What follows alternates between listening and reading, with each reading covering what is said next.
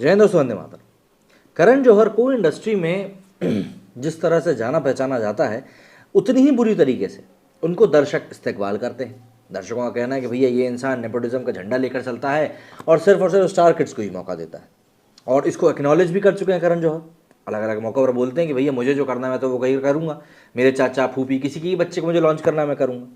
तो इसीलिए भी कहीं ना कहीं पब्लिक उनसे प्रोवोक होती ही रहती है। लेकिन आज के समय में पब्लिक भी समझदार हो चुकी है कि भाई कंटेंट को ही हमें तवज्जो देना है। शायद इसीलिए आज की डेट में कोई भी बड़ा स्टार किड आ जाए, अगर कंटेंट अच्छा है तो ही मूवी चलती है, वरना मूवी पिट जाती है। इसीलिए अथिया शेट्टी, जो कि सुनील शेट्टी की सुपुत्री हैं, वो भी एक दो मूवी में काम करने के बाद अब गायब हो गई हैं और केएल राहुल से शादी करके ऑब्वियसली बात सेटल हो जाएंगी।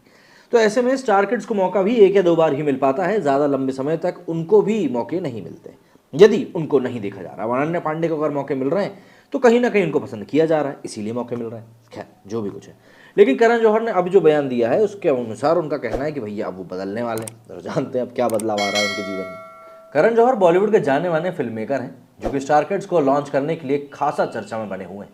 धर्मा प्रोडक्शन के जरिए करण जौहर ने आलिया भट्ट, वरुण धवन, जानवी कपूर और अनन्या पांडे जैसे स्टार किड्स को बॉलीवुड में लॉन्च किया है, जो कि अब इंडस्ट्री में अपनी खास पहचान बना चुके हैं। हालांकि अक्सर स्टार किड्स को ही अपनी फिल्मों में जगह देने की वजह से विवादों में भी वो घिरे रहते हैं। करण जौहर पर भाई भतीजावाद के भी आरोप लगते रहे। वहीं अब उन्होंने एक ऐसा बयान दिया है जिसके बाद माना जा रहा है कि अब वो किसी भी स्टार किड को शायद लॉन्च नहीं करेंगे। चलिए जरा जान लेते हैं उन्होंने क्या कुछ कहा है। दरअसल हाल ही में करण जौहर ने बॉलीवुड फिल्मों के प्रदर्शन को लेकर खुलकर बात कही। उन्होंने स्टार किड्स को लॉन्च करने के साथ ही साउथ इंडस्ट्री के लेकर भी काफ़ी कुछ कहा है। करण जौहर ने कहा कि नए चेहरों को लॉन्च करना आसान नहीं, फिल्म को चलाने के लिए मार्केटिंग में ही काफ़ी पैसा लग जाता है और ऐसे में नए चेहरों को लॉन्च करना अब संभव नहीं। दरअसल बॉलीवुड और साउथ फिल्मों को बनाने में लगने वाली लागत को लेकर बात करते हुए करण जौहर ने कहा कि हमारे पास मार्केटिंग के लिए पैसे नहीं, किसी नए चेहरे को लॉन्च करने के लिए काफ़ी पैसा लगता है। हम सड़कों मॉल में बड़े बड़े पोस्टर लगाएं और सोचें कि लोग सिनेमाघर में आए, तो ऐसा नहीं होता है। नए चेहरों को देखने वाले कम हैं। ऐसे में अगर मैं किसी नए चेहरे को लॉन्च करता हूं तो मुझे नहीं लगता कि कोई मेरी फिल्म देखने आएगा। करण जौहर ने यह भी कहा कि नए चेहरों पर काफ़ी लागत लगती है ताकि उनका और फिल्म का प्रचार हो, लेकिन बाद में पीएनए मतलब कि पर्सनल नेटवर्किंग एजेंसी को कैसे रिकवर करें वो बड़ा सवाल बन जाता है। यही वजह है कि दूसरी भाषा की तुलना में हिंदी कमतर है। करण जौहर के इस बयान को देखा जाए तो कहीं ना कहीं अब ये लगता है कि अब वो शायद स्टार किड्स को लॉन्च नहीं करेंगे। दरअसल स्टार किड्स के साथ आज की डेट में जो सबसे बड़ी प्रॉब्लम हो गई है वो ये कि आज की डेट में दर्शक कंटेंट को तवज्जो दे रहे हैं। कंटेंट को तवज्जो देने का मतलब यह है कि अब स्टार किड अपने स्टार फादर के नाम पे या स्टार मदर के नाम पे नहीं चलते।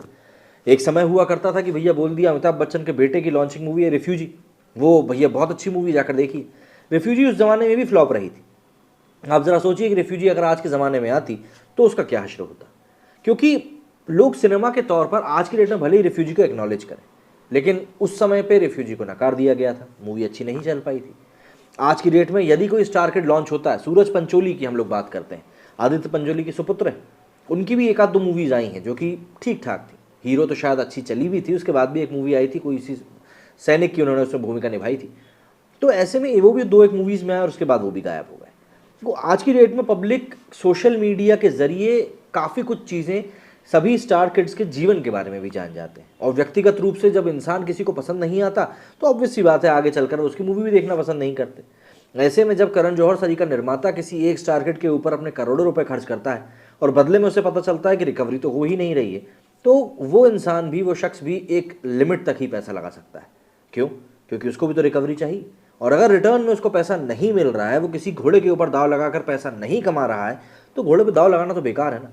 ऐसे में साउथ इंडस्ट्री बेहतर है, जो अपने कंटेंट के ऊपर काम करती है और कंटेंट पे काम करने के बाद उसी तरह के जो उस कैरेक्टर से मिलते जुलते जो एक्टर्स रहते हैं, जो कि उस एक्टिंग में उनको एक नया आयाम दे सकते हैं, उनको काम देना ज़्यादा बेहतर समझते हैं, क्योंकि उनको पता है कि एक्टिंग से तो फिर बाद में चीज़ खींची ली जाएगी। लेकिन कई सारे स्टार किड जैसे आते हैं जिनको एक्टिंग के नाम पर भी नहीं आता।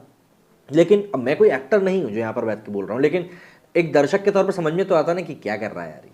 तो बस उसी चीज़ को ध्यान में रखते हुए कहीं ना कहीं ये सारी चीज़ें लगती हैं कि ये क्या चल रहा है, बस और कुछ भी नहीं। आप लोगों को क्या लगता है, क्या करण जौहर वाकई में पैसों के चक्कर में इनको लॉन्च करना बंद कर देंगे? कमेंट करके ज़रूर बताइएगा। मेरे स्टूडियो फिलहाल इतना ही, जय हिंद, जय भारत।